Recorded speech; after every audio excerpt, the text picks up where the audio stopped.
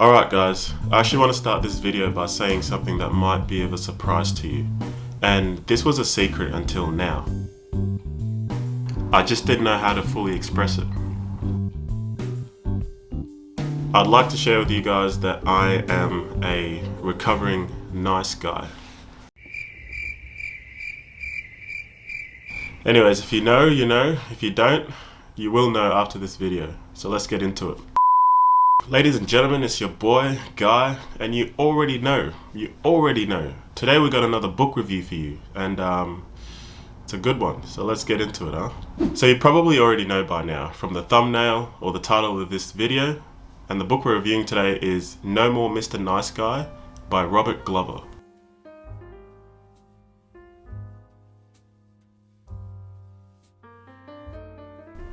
Now here's a quick summary of the book. So the book describes the nice guy syndrome, and Robert Glover believes that this has the majority of men within our society unhappy and not getting what they want in their life. He explains and details the origins of the nice guy syndrome and how one can make the necessary changes to break away from these patterns, and as Robert Glover puts it, becoming a more integrated male. Some of my feelings and impressions about the book.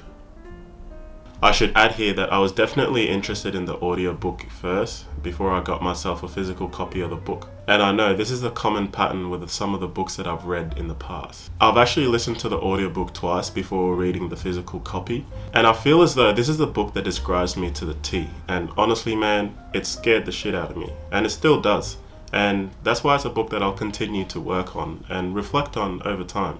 I know I'm not the only nice guy out there, and I feel as though there's many who would definitely benefit from this book. Who should read this book? So this is a book for all nice guys. In other words, those who are people pleasers, those that never seem to get angry, those that are afraid to say something because it might hurt other people's feelings, and those that are frustrated with their life direction in terms of relationships and careers. And I've also considered how this could attract the opposite sex, because some of the traits that you find in nice guys, you can also find in women. So this is a book that can attract all genders, not just males. The impact the book has had on me. I must say man, it's like the book screams out at me every time I'm listening to it or reading it. It's made me more aware of some of my self-depreciating habits and the steps I need to make to ensure that I get what I desire and want in my life. I understand that the way I lived in the past and the programs that I developed then have resulted in the kind of person that I am today. So the book has helped me not just to only recognize some of those older patterns, but to make the changes that I need to living a more fulfilling life, one without fears and insecurities. At the time when I read it, even now, I still think about the type of people in my life that could best benefit from this book. I know this might be different for everyone, and I understand how the nice guy syndrome comes about, whether that's due to childhood trauma, abuse from a father, not getting your needs met as a child, and also living with a schizophrenic mother. Some of my favorite quotes from the book. Becoming a nice guy is a way of coping with situations where it does not feel safe or acceptable for a boy or a man to be just who he is. The most impressionable time in an individual's life is from birth to about 5 years. Nice guys frequently do the opposite of what works. By trying to please everyone, nice guys often end up pleasing no one, including themselves. Spending time alone helps nice guys learn to approve of themselves. For nice guys, re-examining their relationships with their fathers means seeing their dads through their own eyes as they really are. It means taking them out of the gutter or off the pedestal. This may require that nice guys hold them accountable by expressing their feelings to them, including rage and anger. Due to their conditioning, nice guys just keep trying harder to get a non-workable situation to work or get someone to be something that they are not. Cleaning out sexual shame requires accepting non-judgmental people. A nice guy cannot do this on his own. To release sexual shame and fear, the recovering nice guy must expose every aspect of his sexual self to safe and supportive people.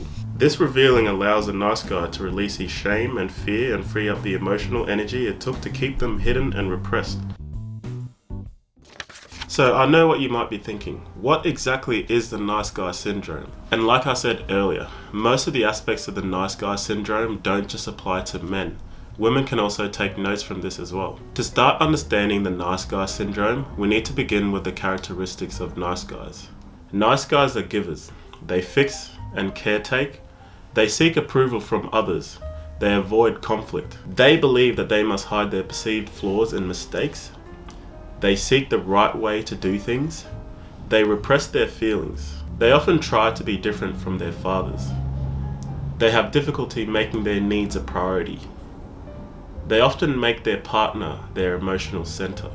And on the other side of this is, how does one learn to overcome some of the aspects of the nice guy syndrome? And to fully understand this, for those who might be on that journey, you need to understand what's on the other side, the kind of path that you're taking here, and the overall goal that you're trying to achieve. And as Robert Glover put it, the process of breaking free from ineffective nice guy patterns doesn't involve becoming not nice. Rather, it means becoming integrated. Becoming integrated means being able to accept all aspects of oneself. So if you consider yourself to be a nice guy, the goal here is to become more of an integrated male. And you might be thinking, how does one become an integrated male? Well, to fully understand the process and the journey that's required here, you need to know what an integrated male is. And here's a list of some of the characteristics and attributes of an integrated male. He has a strong sense of self.